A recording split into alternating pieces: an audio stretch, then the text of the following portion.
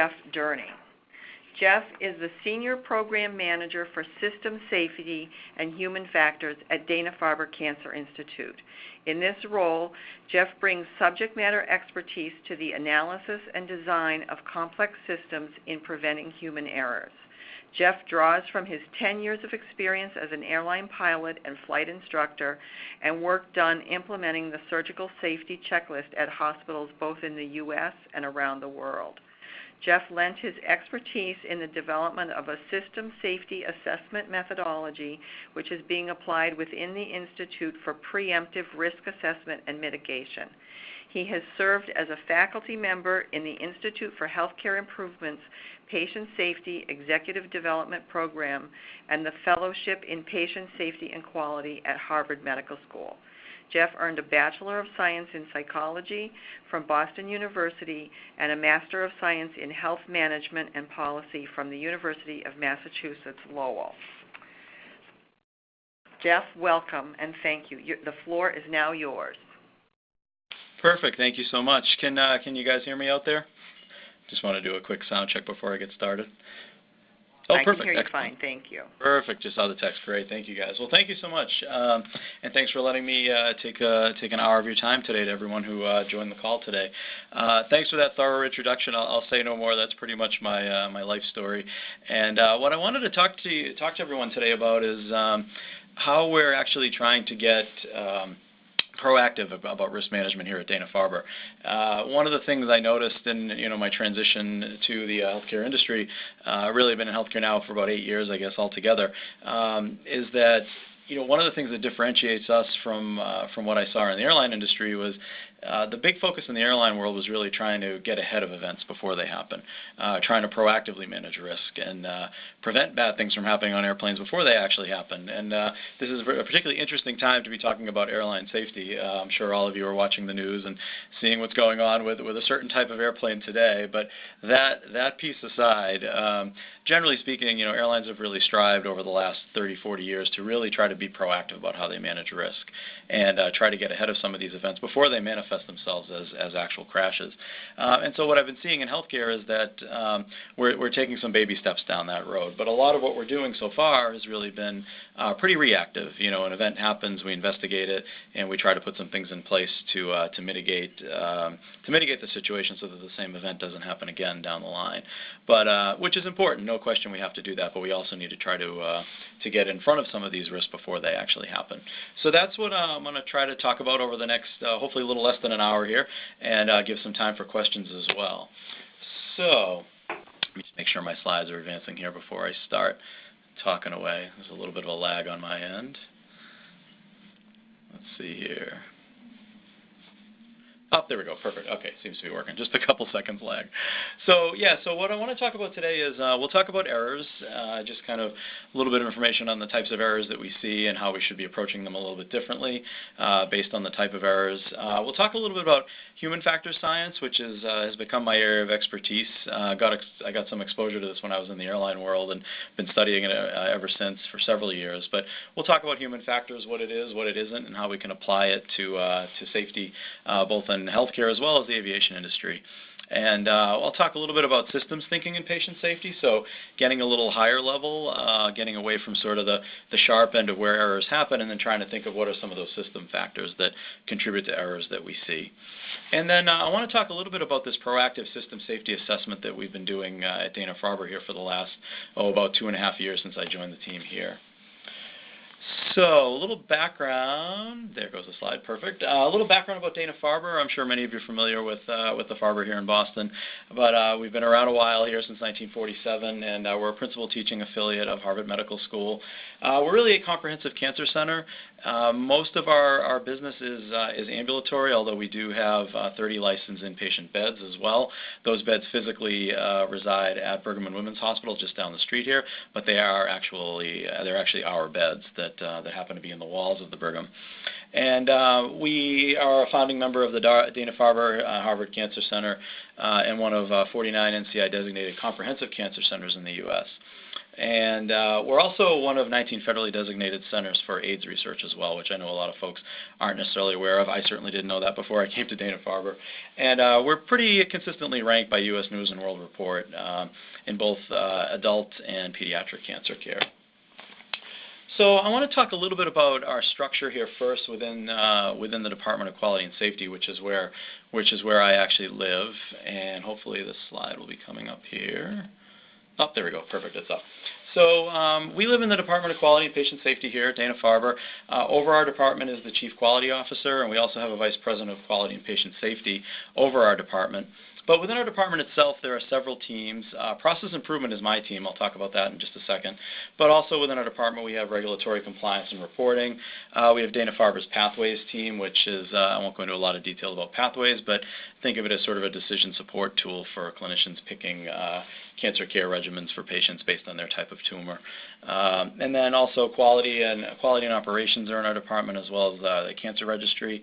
And we also have patient safety and risk management, which encompasses both the patient safety team and infection control.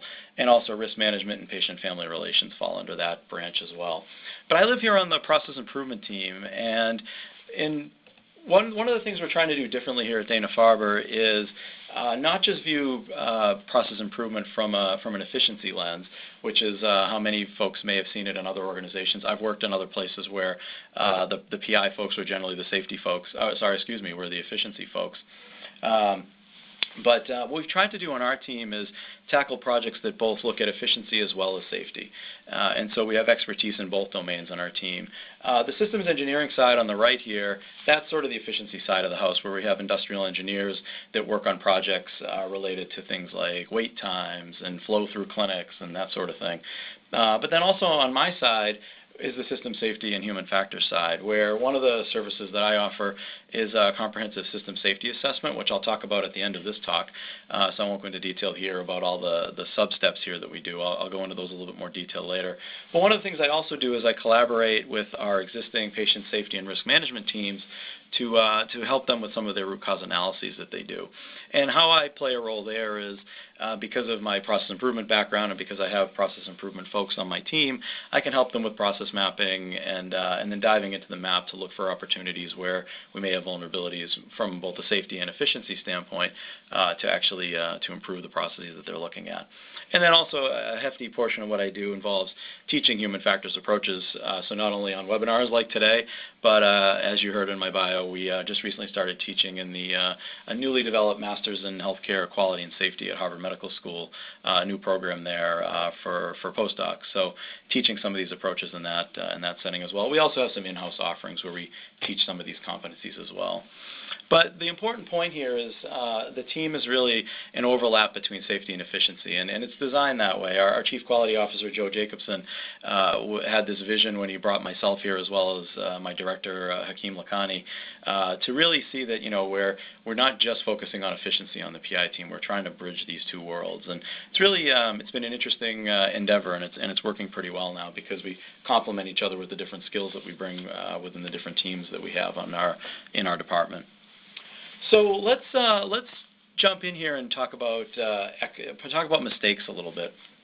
And so this picture that's showing up here is a binder that I actually found in my house when we did a move not too long ago. My wife actually found it, and this goes back many, many years. I actually started collecting information about plane crashes when I was probably in middle school, which worried my parents probably a little bit and thought I was a little bit strange. But I was actually fascinated with why airplanes crash. Why is it that we can take these experts in their field, who are highly trained, highly competent, really good at what they do, but yet they make the kind of mistakes that end up in articles like this. And so I clipped these out of newspapers over the years, and I just really got fascinated studying these things of how human beings find themselves in a position where they make a bad call, they make a wrong judgment, and why does that happen? How do people get themselves in trouble? And at the time, I didn't even really understand that what I was really looking at was the field of human factors. I didn't really come to appreciate that as a field or as a discipline until much later in life, as I started to really learn about some of this stuff. And so to take a step back, let's think about those errors that people make. So, how do we address errors, generally speaking? Well, we tend to take a look at, what was that error at the sharp end? So what was the process that the person was following that somehow ended up in the end result there was a mistake that they made? And so what we tend to do is we map processes that look a little bit like what you see here. We have a start point and an end point, and as we're going along, we do investigations and we find out that some piece of the process broke down. And so there's a hazard there. And so what do is we get folks together, we examine that piece of the process, and we put I like to say, we put a Band-Aid on there, and we fix what went wrong down there at the sharp end. And that approach works, to an extent. I mean, we certainly need to look at the processes that are where things are going wrong, but we need to also think a little bit higher level, because all of these processes and systems, they interact together, and we need to take a systems level view if we really want to try to fix some of these errors and really make sure that they don't happen again in the future. And so really what we want to do is start thinking about how do these errors evolve, how do they develop? And if you think about those Band-Aids and those process fixes there, that's really in that active failure pathway there. That's the piece in red where we see the actual error that happens. And the reality is, from any error, the bulk of those, hopefully anyway, are near misses or close calls. They may impact a fair amount of people. We may see a lot of those, but thankfully they don't result in any harm. But then we also have, unfortunately, some errors that follow the other path, and they turn into an adverse event where actually some harm is done to a patient. And so thankfully, like I said, most fall into that blue bucket there. But and this is where we want to employ a tool like root cause analysis. We really want to look at, what is that individual error there, and what were the steps that were put in motion to make that error actually happen. But we also need to look backwards, too, at this latent failure path. And this is where our system safety assessment work comes in. This latent failure path, these are the conditions that set the operator up, whether the operator is a clinician or an administrative person or whoever it happens to be. These latent failures are things that are living in the systems that we work in that are setting people up to make these mistakes. And this is the kind of stuff that sometimes root cause analysis doesn't get at. And we need to back up and really take a look at the whole system that the people are operating in. Because after all, they're human beings, and they're going to function well in a system that's designed well and setting them up for success, and they're not always going to function well in a system that isn't. And so this is where we come in and we start to shift our thinking about safety. And in order to do this, I like to tell a little story that from my old world, from commercial aviation.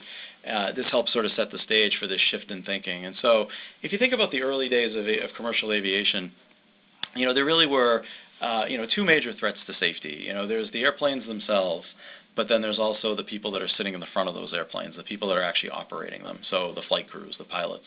So in the early days of commercial aviation, this is going back, into the 1920s, into the 30s, when commercial aviation was really getting started, by far the larger threat was coming from the machines themselves. The airplanes weren't as reliable as they are today. Failures on the airplanes were much more common. Engines didn't perform as well as they do today. And so really you were much more likely to be injured or even lose your life on an airplane because of something going wrong with the airplane itself and not so much the flight crew. But as we go through time, what we found was that what we see is that these two the curves started to converge, and they converged really in the late 1950s into the 60s. And any history buffs on the call today might know something that happened in the aviation industry right around that time was we entered the jet age, and jet airplanes became incredibly reliable. Again, what's happening in the news today aside with the 737 MAX, where there are some issues there that are going to be fixed, but for the most part, jet airplanes are incredibly reliable. Engines failures are extremely rare. These are just very reliable machines. But the same can't be said for the pilots that were operating them. And so what we found was that, especially when we got into the 1960s and into the 70s, we really saw that, more and more accidents were being caused by quote unquote, human error or pilot error in this case. And it was a mystery in the industry. And what really made it come to a head was in 1977. Some of you may be familiar with this accident, but this occurred on the island of Tenerife in the Canary Islands, where two fully loaded 747s collided on a fog-covered runway. And this next slide here, when it pops up, this animation is pretty realistic. I mean, there's obviously no photo available of the actual impact, but this is essentially what happened. The airplane that you see on top took off without a clearance, took off without an air traffic control clearance. seemingly very, very simple, basic error, but that error resulted in the loss of over 500 lives that day. Everybody was killed on the airplane on top, the KLM plane, and most of the passengers were killed on the Pan Am plane, which is the one on the bottom. And the next image that I have here, this is an actual image from the crash site taken by one of the survivors right after the crash, and just an absolutely horrific scene. And to this day, it's still the worst loss of life in a single aircraft accident to date. Over 500 people killed. And what makes this especially tragic is that it absolutely didn't have to happen. There was nothing wrong with either one of these airplanes, physically speaking anyway, mechanically. These airplanes were fine. They were in perfect working order, relatively new airplanes at the time actually too. But yet this accident still happened. And what it was found was that it was a chain of human failures that led to this accident. And the first reaction, honestly, when this happened was people said, well, let's get, so KLM, the Royal Dutch Airlines, the airplane that was involved here, the one that was on top in that last image, they said, let's get one of our chief pilots on the phone, one of our chief safety experts, and find out what went on here. I mean, this had to be just a really incompetent crew. How did they slip through the cracks? How were they not trained right? Why on earth would they take off without a clearance? And so phone calls started going out, but they realized very quickly that the person that they wanted to call was actually the captain that was on that plane, that was actually operating the plane that day.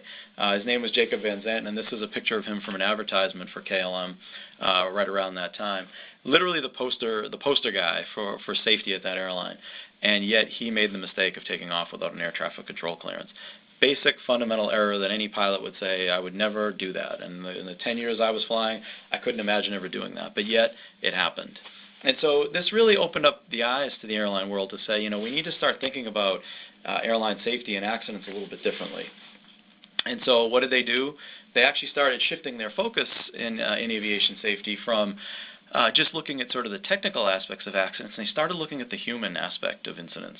And some of the things they started doing, hopefully the slide will load here. It looks like it's lagging a little bit on my side, but there we go. So they started looking at things like teamwork, communication skills training, standardization of processes in the cockpit, even down to the level of standardized language. They really started embracing simulation. Now they did prior to this accident too, but they started actually embracing training folks in these human skills actually in the simulator. So the simulator became not just about teaching people how to fly approaches, land an airplane, do a takeoff, but started teaching them how to function as crews, how to communicate with each other, how to deal with language barriers, all the things that were coming up in this KLM and Pan Am accident. And they really started embracing the value of that. And then also, again, learning from safety reporting, near misses and accidents, which was a huge part of the success in aviation. And so what happened in the subsequent years is we finally started to see the airplane still got more and more reliable. That curve continued to come down. But we finally started to see that the human element curve started coming down as well. Now, you can see that the curve never catches the human curve is not catching the airplane curve here, because there still is work to be done. I mean, there's still accidents and incidents that happen in the airline industry that are still the result of human issues, but the industry is continuing to tackle that. But what we've seen is that we're now living in the safest time ever in history to actually be flying on an airplane. Again, in spite of what's in the news these days, you're so much safer in an airplane than any other form of transportation. But it didn't happen by chance, and it didn't happen overnight either. I mean, this transition took decades for the airline industry to wake up to this. And so the hope is that it won't take that long in healthcare, but this is the idea of this journey of what we call high reliability. I won't dive into that too much. That's a whole different topic for another webinar, but that's one of the things that really set the airline industry on this journey to high reliability. So delivering safe outcomes over and over and over again, in spite of the inherent risks of what you're actually trying to do, in this case, fly airplanes. So let's jump into to human factors a little bit. I've thrown that term around a little bit, and kind of want to define it here. This is a pretty universally accepted definition of human factors, and I want to break it down just a little bit. First of all, it is a scientific discipline, so there is a body of science around this. A lot of times when I teach this stuff and I talk to folks about human factors, they laugh and they say, well, it's common sense. And they say, well, yeah, in a large part it is, but it's not commonly applied, and there actually is a science behind this, and there's scientific evidence backing up all the stuff that I'm going to talk about. And there are the journals out there that you can read. There's lots of scientific evidence out there that this stuff really works, and it's stuff that we need to pay attention to make systems safer. But anyway, human factors is concerned with understanding interactions among humans and other elements of a system, and a system is an important piece here. So interactions within the system, that's really the key. How do human beings interact with each other? How do they interact with the technology that they use? How do they interact with the environment that they work in? These are all the kinds of things that we need to be thinking about, because all of those interactions are potential points of failure. They're all places where things can go wrong that could eventually lead to an accident or an incident. And in our world, in healthcare, these incidents and accidents can cost folks their lives, and just like they can in the cockpit. So things we need to pay attention to. And so, theories, principles, and data and methods are applied to design. So design is a big piece here. Now, I'm not talking just about the design of equipment. A lot of people think of human factors or ergonomics. You've probably heard that term. They think of it as sort of, how my hands feel on the keyboard and the angle of the letters on the keyboard, and that sort of human-machine interface. That is an important piece of it, but there's also a cognitive aspect to it too. But again, it's all about, yes, designing those physical products we work with, but designing the environment that we work in, designing how we communicate with each other, designing how we interact with our team members to make sure that information doesn't get lost.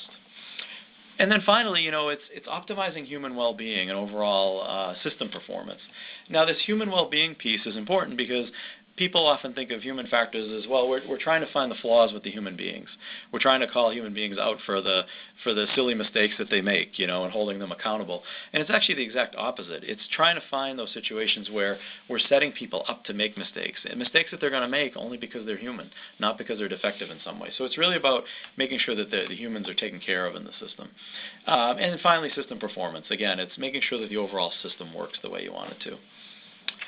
So a few things I want to point out, some of these expectations that we're setting on human beings, and some of them are pretty unrealistic, and let's walk through some of these. These are the human factors that we talk about, and I'm going to run through these probably in about 10 minutes or so here. Just for background, in the Harvard course that I teach, we take about 3 hours to go through this. So I'll go through it fairly quickly. I won't dive in deep into any one of them, but I just want to give you a sense of what we're talking about. So what are the things that I look for when I go in and I do a system safety assessment, or I talk to people in a clinical area?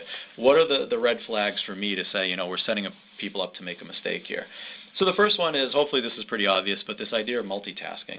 If we were all in a room together, I'd ask for a show of hands of who thinks they're a good multitasker, and probably most of your hands would go up. But the sad news is that most of us aren't very good at multitasking. We're pretty good at sequentially processing a lot of tasks at the same time, but we're not good at dividing our attention between a whole bunch of stuff. And when we try to do that, we tend to make mistakes, and so that gets us into trouble. And then kind of the opposite of multitasking is, human beings as trained problem solvers, whether you're a clinician or whether you're an airline pilot, if you're a trained problem solver, it's very easy to fixate on a problem that you're trying to deal with and lose sight of the big picture. So hopefully the resolution's coming through here, but the idea here is tunnel vision, and it's narrowly focusing on a single thing that's happening where you lose sight of the big picture. And we see this happen a lot. This happened in that KLM crash where the captain lost sight of what was happening around him and didn't think about the fact that there could be another airplane on the runway ahead of him. And we see this in healthcare too. When folks are narrowly focused on a task that they're trying to perform, they can lose sight of all the input that's happening around them that could actually be telling them that, hey, something's about to go wrong here, and they're losing sight. Sometimes we hear that term situational awareness thrown around. That's what that's all about. The next is, things like stress and burnout. I look for this when I go into areas where I see the kind of workload that people are under, and when people are starting to get stressed and they're starting to burn out, this opens the door for failures. It opens the door for errors. Burnout is a huge consideration in the healthcare industry right now. We keep hearing about physician burnout, but honestly, I don't think it's just unique to physicians. It's all clinical roles that we work with. I've talked to plenty of nurses who, they have an incredible workload, and that can lead to situations where they're feeling stressed and overwhelmed. Now, a little bit of stress is okay. It keeps us on our toes. But when stress boils over to the point where it turns into anxiety and real fear, then we run into problems where mistakes can happen. So we try to look for that when we assess an area to see what's going on. Related to stress and burnout is when folks are feeling tired and fatigued. this is a big problem in any safety-sensitive industry. We've seen this in the airline world to the point where rest requirements are imposed on pilots and flight attendants and dispatchers and any safety-critical role. And we're starting to see some of this in healthcare too. With some of the work that's been done with house staff, with residents and interns and some of their schedules. But no one's immune to this. People who are tired make more mistakes. There's literature out there that tells us that. And so we need to be cognizant about when we're putting people in positions where they're too tired to be working and doing the jobs that they're doing. So the other thing we look for, and this is rampant, I see this in every area I do an assessment, are things that can pull people's attention away from the critical task that's at hand. And so what I'm talking about here are things like distractions. And so distractions come in all kinds of forms, whether it's pagers that are going off when we're trying to perform safety-critical tasks, whether it's things like alarms that are buzzing in our area, and we're developing the phenomenon known as alarm fatigue, where we're tuning out all the input that's coming at us when maybe there's one particular alarm that we really ought to be paying attention to, but it gets lost in a sea of beeps and blips and all kinds of things that are happening in our environment. Can cause us to lose sight of important things that we should be paying attention to. So those are things that I look for as well. The next image, before I talk about it, I want it to pop up. There we go. So this is an image. I didn't take this myself. In my last role, but I very easily could have taken this picture. My last role, I spent a lot of time in the operating room when I was working at a place called Ariadne Labs, working on the surgical safety checklist work with Atul Gawande and his team. I spent a ton of time in operating rooms, and I saw our anesthesiologists do this over and over again, where for long periods of time, they're monitoring the equipment that's monitoring the patient, and that's where their attention should be. But it's one could argue it's a pretty boring task, and human beings don't do a very good job of monitoring. This is something that's also in the literature. If you search it out, you'll find human beings aren't good at staring at screens and monitoring, looking for subtle clues that things might be changing, that the condition of the patient might be deteriorating. And so they fill the time in any way that any normal human being would. They look for something that's more stimulating. And so we see this all the time, folks on their cell phones in clinical areas.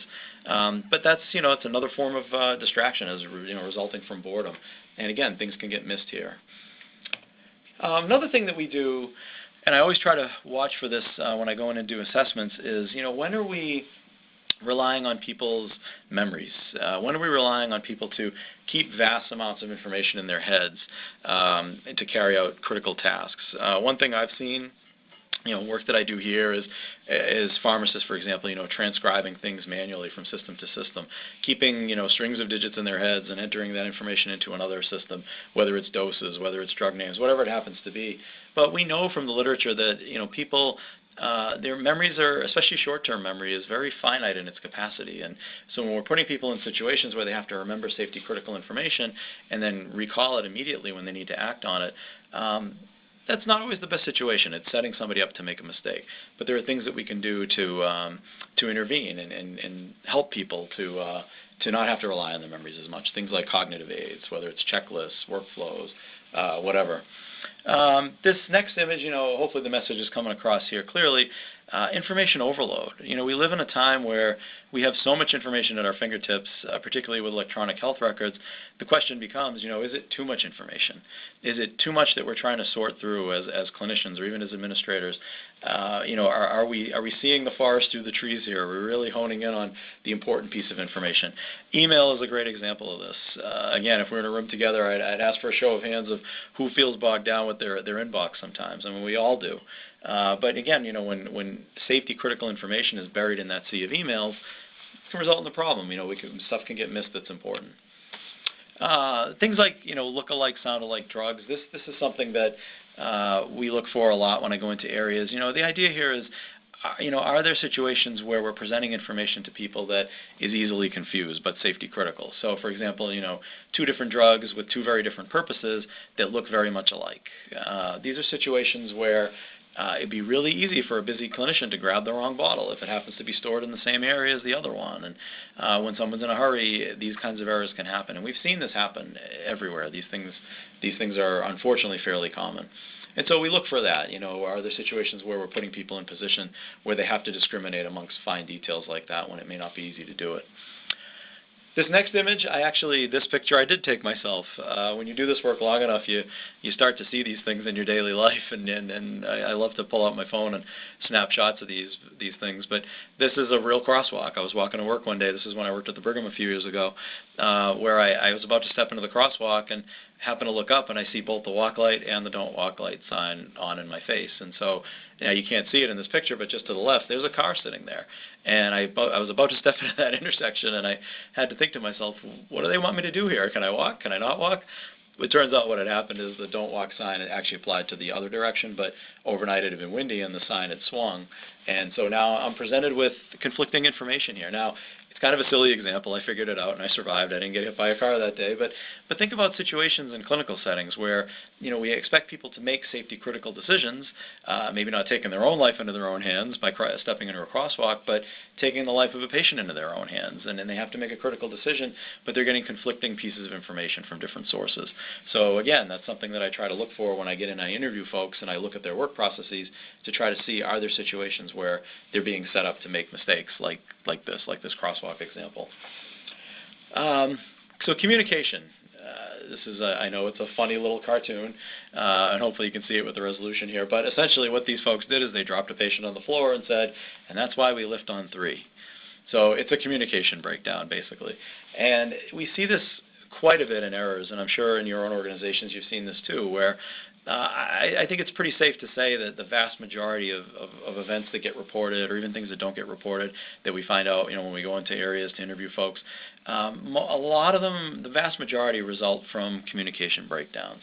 Somebody having information that they didn't share when they should have shared it, sharing information in not the best way so that it doesn't end up in the right hands, using language that isn't clear, that's ambiguous. All kinds of issues can stem from communication, and if we're not careful in how we design our communication pathways, things can get missed, like dropping a patient on the floor in this example. Another example is another communication-related factor, but the idea of speaking up to authority figures. This isn't something that comes easily for anybody. It certainly didn't come easily for me when I was a brand new first officer flying at my first airline, and flying with captains who had been at the airline for 20, 30 years, and very, very difficult to voice opinions and express concerns. And we need to look for this. We need to look for environments where we're setting up, putting people in positions where they feel like they can't share their opinions, they can't share their thoughts. Just as an aside, an example of this, I did some work with a surgical facility in the Southeast in my last job, where a wrong site surgery happened. It was an orthopedic surgery center, an ambulatory surgery center, where they operated on the wrong finger of the patient because the mark on the hand was kind of ambiguous. I'll spare you all the details. But what was really interesting about that particular wrong site surgery was that the surgical tech in the case knew that they were about to operate on the wrong finger. And when we interviewed him after, we asked him, so gee, if you knew that, why didn't you speak up? Why didn't you say something? And he said, well, this particular orthopedic surgeon, very, very senior, actually was one of the co-owners of the facility. Who am I as a tech to speak up to that person? How can I say something to him? That's not my place. I felt like, well, he must know what he's doing. So he let it go ahead, and he let the error happen. And as crazy as that sounds, this happens. It's common. And it was common in the airline industry 20, 30 years ago, where planes actually crashed when people had the information that could have stopped the crash. That KLM Pan Am crash I showed you, the first officer in that KLM flight tried to intervene a couple of times and tell the captain that we didn't have a takeoff clearance and we shouldn't go forward. But the captain dismissed him. And then finally, after a while, he just shut up and said, well, he must know what he's doing. Well, he cost him his life as well as 500 other people just because he couldn't speak up to an authority figure. So these are things, again, and there's tools that we can use to actually empower people to speak up to authority figures. So it's important to look for situations where that's being set up. And the question becomes, what are those situations? Now, this is a silly picture. It's childish, I know, but it makes an important point here, is that steep hierarchies like this is where we find ourselves in situations where people can't speak up. So it's real nice to be the bird on the top perch there, calling all the shots, but everything from that top perch trickles down. And it's no fun being the bird on the bottom stoop there. And I think all of us in our professional lives have probably felt like there have been times where we've been right alongside those 4 guys sitting on the bottom there. And it's not always easy, to voice your opinion and speak up. But these are things we need to pay attention for. We need to watch for these steep hierarchies and intervene before errors happen where people feel like they can't speak up. And then hopefully the next image will pop up here. I date myself whenever I put this up. Hopefully this resonates with some folks on the line who might be closer to my age. But, the I Love Lucy show, when the belt was coming down with all the chocolates on there, and, at first they could keep up with the volume and they were doing just fine, but eventually the speed picked up and they had no place to put the chocolate, so they're ending up all over the place, on the floor, in their hat, in their mouths. The point here is unrealistic expectations on performance, putting people in situations where they just can't keep up with the volume. And, we're all doing more with less these days, and so looking at the load of patients on a provider's schedule that day, the number of patients that an infusion nurse is working with in our infusion clinics here at Dana-Farber, these are things that we need to pay attention to. Are we putting unrealistic demands on the people that are working with us? And then we also, we need feedback mechanisms too, because people, to get better, they need feedback delivered in a good, positive way. And this is certainly not the way to deliver it. But how many of us have been in situations where we feel like, that's how I get feedback. I get screamed at when things don't go right. And when things do go right, I never hear anything good either. So we need feedback mechanisms. We need to make sure people can get better over time, and they need information to do that. So we need to make sure we give it to them. Automation is a huge, huge concern right now, and if you are following the news about what's happening in the airline industry, automation is at the center of this whole mess with the 737 MAX. There's an automated system on there that's doing things that pilots don't necessarily expect it to do, and they're having trouble disabling that system or overriding that system. And so automation can be a blessing and a curse. It can really make our lives easier. It can really make us more efficient, safer, more technically precise if it's a surgical robot, like in this example. But if we don't be careful if we're not careful that we make sure that we never let the automation get ahead of us, we can find ourselves in a bad spot, and we can find ourselves where we're saying things like, "What's it doing now?" I mean, those are words you never want to hear out of a pilot's mouth, but those are things that they're hearing in some cockpits because the automation is doing things that people don't expect it to do. So again, blessing and a curse on automation. It's a great help, but it can also be a hindrance if we're not careful about how we use it. And then finally, the last thing to talk about here is our work environments. And so this is an extreme example, obviously, and I haven't worked in this environment. This is just a picture I got off the internet. But some of us can probably relate to, cluttered, chaotic, noisy, crowded environments where we're expecting people to do safety-critical work. And you could easily argue that this is not an optimal environment to be doing much of anything, let alone things that are safety critical, where lives matter. And we need to be thinking about this as we design new spaces, as we evaluate our existing spaces. We need to be thinking, are we putting people in work environments that are setting them up for success, or are we putting them in environments that are setting them up to actually fail? So, with all of this, the question is, begs, what could possibly go wrong with the sea of human factors conditions that we're setting up for people? And, I'm being facetious with that question because obviously the answer is a lot can go wrong. And, if we read through error reports, safety reports from any institution, your institutions, my institution, all of these things, come bubbling up to the surface, but only if we're looking for them. And that's the point, I think, of all this, is that we need to look at events through this lens, this human factors lens. It's not enough to say that, the pharmacist dispensed the wrong drug to the wrong patient. Well, they just made a human error.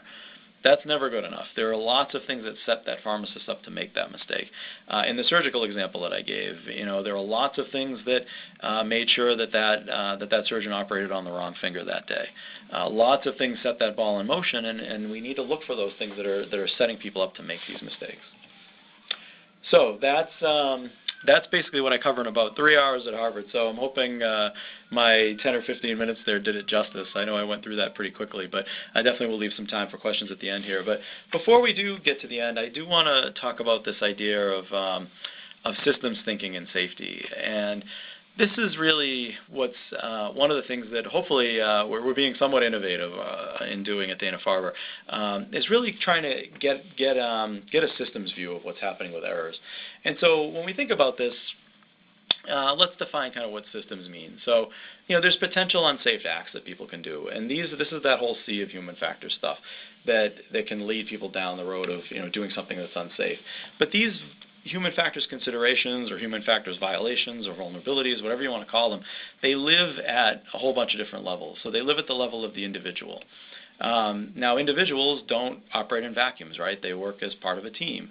There aren't too many people that I've encountered in healthcare that don't work as part of a team.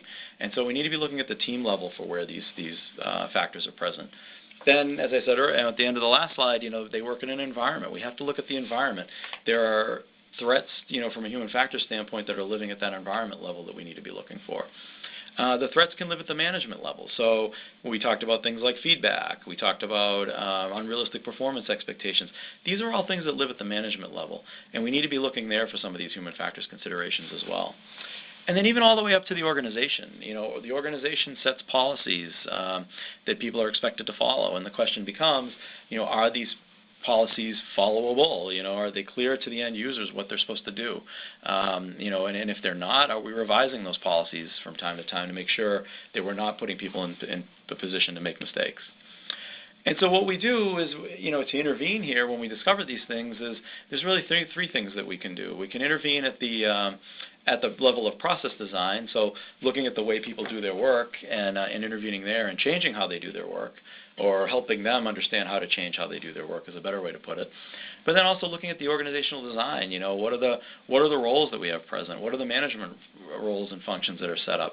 And how do they all work together to get to the point of a good outcome? And then finally, optimizing human capabilities. We know what people are really good at. But we also know what they're not so good at, and that's what human factors teaches us. I mentioned the example of monitoring. Putting a person in a position where they have to monitor data for long periods of time and look for subtle, discrete signals, that are going to tell them that something bad is about to happen. Probably not the best way to set a human up for success.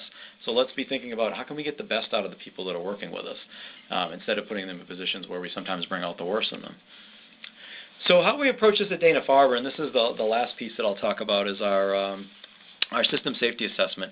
And we've developed this within the last, about year and a half. I've been on the team for about 2.5 years, and it was probably a good year into my time here that we really sort of developed this approach and methodology that we follow. But we call this our full system safety assessment. And this is where, if you remember way back at the beginning slide where I talked about looking at those latent factors, this is how we get at that information. And so it all starts with trying to identify vulnerabilities or pain points that we call them sometimes, and then develop recommendations and action plans to help solve some of these issues.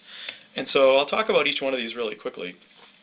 So in terms of in-depth staff interviews, when I get called to an area that's requesting an assessment like this, I turn to an old trusted and true tool in human factors. It's called the Human Factors Analysis and Classification System, or HFACS. This was actually developed by the United States Navy, Naval Aviation specifically, but it's a framework that, this is an image of it that's going to pop up here in a second, and I know you can't read it, but I don't want to dive into all the bits and pieces of it, but you can certainly Google it and find it. It's out there. It's in the public domain for free to look at. But, HFACS really looks at what are the different things that cause accidents. And so they developed this tool for when they were investigating accidents to neatly classify the causes into neat little buckets. And so HFACS has a bunch of these buckets, and it makes it really easy for the investigators to look at, what were those organizational influences? What were conditions of unsafe supervision that were set up? What were what they call the preconditions for unsafe acts? And that's largely where we find all those human factors vulnerabilities that I talked about before. That's where those live. They tend to live in that idea, that preconditions for unsafe acts piece. And so what we did is we took this tool and we actually converted it, and the images aren't popping up. I'm not quite sure why. Looks like the slide's not advancing, but let's see. Bear with me just a second here. Hopefully this will pop up.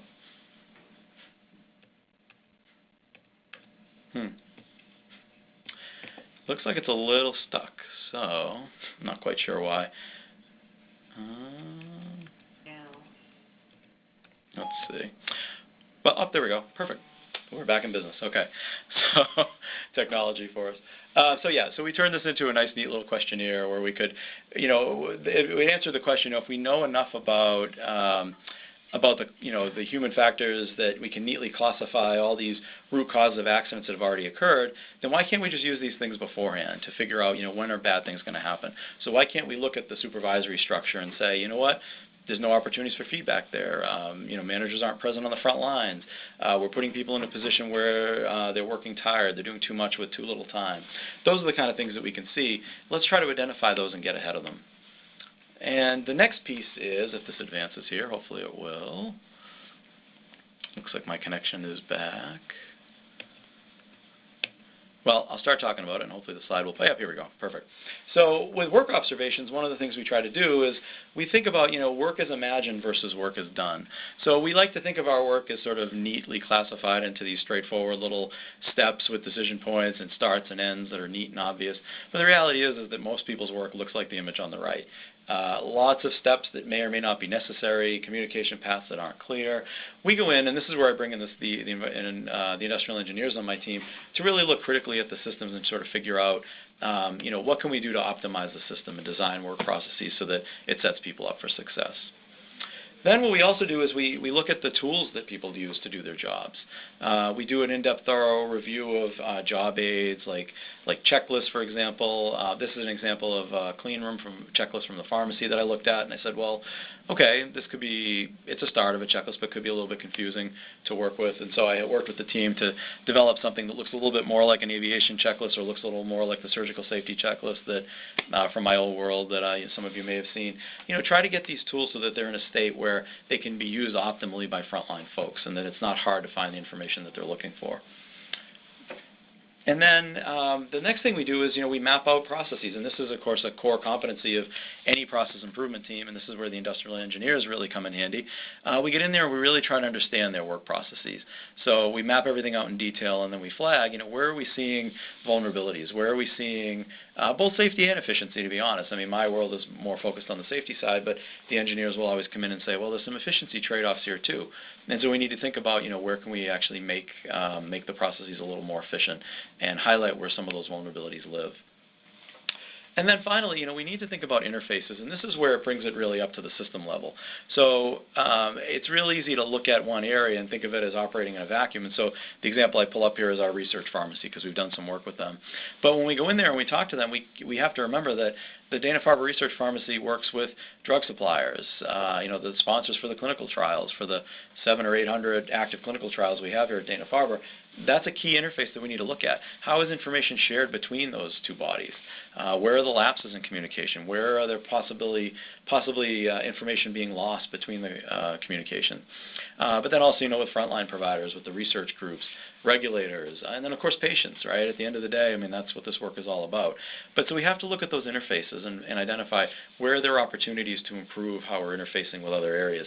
That's where the system thinking really starts to come into play, and we start to really take that, more of that 30,000-foot level view.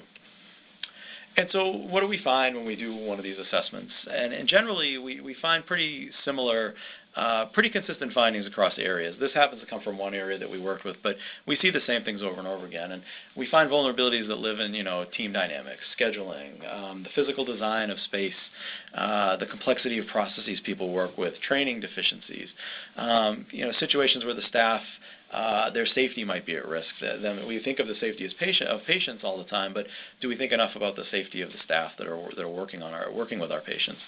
So we find all these vulnerabilities and we categorize them this way. And then what we do is we make recommendations.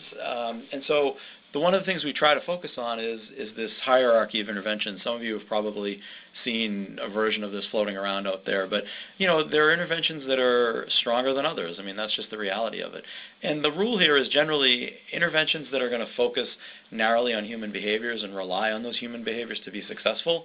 Those are the ones that are going to likely be not as successful and not as sustainable. So, many of you have probably done root cause analyses and come up with recommendations related to training and policy making. We do the exact same thing. But we have to ask ourselves, is training enough? The person may have already been trained well enough, but yet they still made a mistake. Why did they make a mistake? There may have been a policy in place that somebody violated. Well, why did they violate that policy? Was it even possible to follow that policy? So policy making, training, things like that aren't necessarily going to be the strongest interventions. But as we move up the chain here, getting distractions out of the work environment, building cognitive aids for people to use. I don't believe that checklists are the cure-all for everything, even though I was an airline pilot. But they're powerful interventions, but they've got to be used in the right way. And the reason they're in the moderate category is because they do still rely on human behavior in some ways. People still need to use them properly, and that sort of thing. But when we get into the strong area, that's where we get into things like forcing functions, fail-safe mechanisms, using automation in a proper way, barcode scanning, things like that. Structural changes to the work environment, so rearranging what that work environment looks like, cleaning up the work environment, putting things in an organized manner so that people can get what they need when they need it. And then really designing people's work processes. I mean, those are the powerful interventions. And we try to make sure that in any assessment we do when we come up with recommendations, we try to put more into that strong category and fewer into the weaker category if we can. So just want to share a quick example of this, and then we'll wrap up here, and I think we'll have a few minutes for questions. So this came out of one of the assessments that we did. Some of the recommendations we made around workload distribution, maximizing the capabilities of some of the technologies. I didn't get real specific here, but one of the recommendations was around increasing the use of barcode scanning for medications in this area, simplifying some of their job aids, trying to do things that are a little bit more robust. Designing their workflows to enhance safety in their areas. The communication piece, through daily huddles in the operation areas. These are the kinds of recommendations that we try to bring forward so that people can actually make improvements and prevent some of these errors from happening that we see. And so just as an overview of where we land with one of these projects is, we identify a whole bunch of vulnerabilities. We then take it to the next level, which is recommendations, and those recommendations turn into projects. Now, one of the key pieces, this is one of the biggest takeaways here, my boss will preach this over and over again, to make any of these things successful, you need the right governance structure in place to launch this kind of work. And so whenever we do a big assessment like this, we make sure that we've got a leadership oversight group in place with some high-level folks. We have a steering committee in place, which is a little bit lower level, but still management level. And then the actual project teams, the people that are going to manage the work, do the work going forward, those subject matter experts. We put that governance structure in place, and then what we find from the projects is that, sometimes we'll get in an area, and just because we're there, people will start working on things right away. And so we may generate, 20, 30, 40 potential projects out of an assessment. Some of those are already completed or underway. Some of them are active, so people have, some of them are quick wins, and so people have started working on those. Some are going to be prioritized down the line. Some will be these larger department institute-wide initiatives that go up to a different level. And ultimately, we just make recommendations, right? We can't force the hand of anyone. So some projects will be deferred, either deferred indefinitely or deferred to a later time. But the important point is that it all goes back up through this governance structure. And so if the leadership oversight group feels like, no, that's not a project we can defer, then it'd be something that they would force the hand of.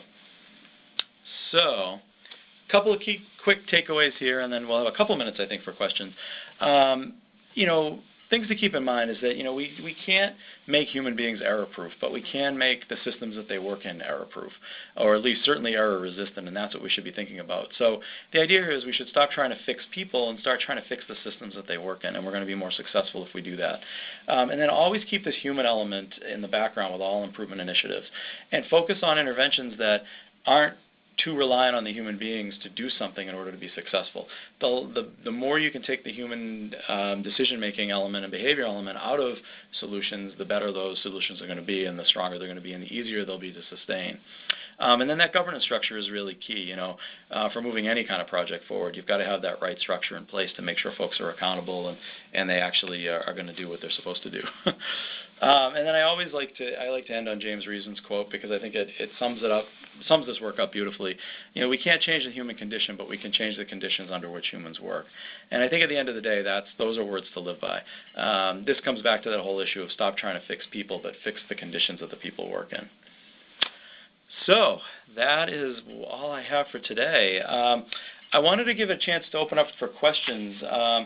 And I think in order to do this, if anybody does have questions, I believe they have to press *7 in order to unmute their line. So does anybody have any questions out there? Jeff, while we're waiting for, this is Lynn, while we're waiting for a question to come in, thank you so much. That was wonderful and had a lot of fabulous ideas. I actually want to go back to something that you said at the very beginning Sure. when you talked about the need for healthcare to become less reactive and more proactive. This is probably a subject for, again, a whole different webinar, but any ideas on how to move the culture along in that direction? Yeah, absolutely. I wish I had the perfect solution to that. If I did, I'd be making big bucks somewhere doing selling that advice. But yeah, it's not an easy nut to crack. I mean, part of it is we've got to start thinking about trying to detect signals. How do we know when things are heading down a path where something bad hasn't happened quite yet, but maybe it's about to? And one of the things we rely heavily on is our safety reports, but we know that things are underreported, and so part of it lies in getting people to report more. In the aviation industry, one thing that they've done is they've incentivized reporting to the point where pilots get blanket coverage from litigation and losing their job if they do report something, even if they did make a really bad mistake. So really trying to get that reporting up, and what it's done is it's generated a huge database of signals, amongst the noise, saying that, hey, we're seeing this error pattern over and over again. Let's do something now before it crashes an airplane. And that's the kind of thinking that we need in healthcare. We need to start finding those signals so that we can act before something bad happens. Great, thank you. Does anybody else have any questions?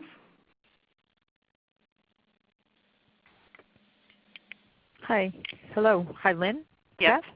Hi, it's Hi. Glynis LaRosa from the Mass Department of Public Health. That was amazing. Thank you so much. Thank you.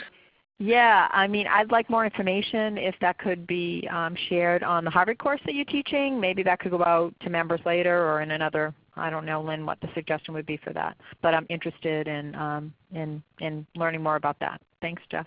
Excellent. Great idea. We can do that. Yeah, absolutely. Yeah, I'll get you guys some information after. I think they're running another round of it in, I want to say over the summer. I'm not 100% sure of that. But yeah, it's relatively new, but it's been successful so far, so I'm hoping that it continues. Yeah, great. We could share that information and promote it a little bit on the website. That would be good. Sure. Anything else?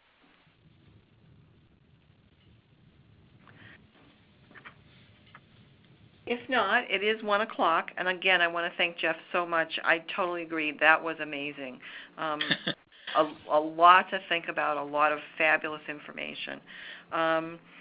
Just a reminder to everybody on the phone to stay connected to the web presentation in order to complete your evaluation. And again, thank you, Jeff. My pleasure. Thank you all. All right, that concludes the conference. Thank you.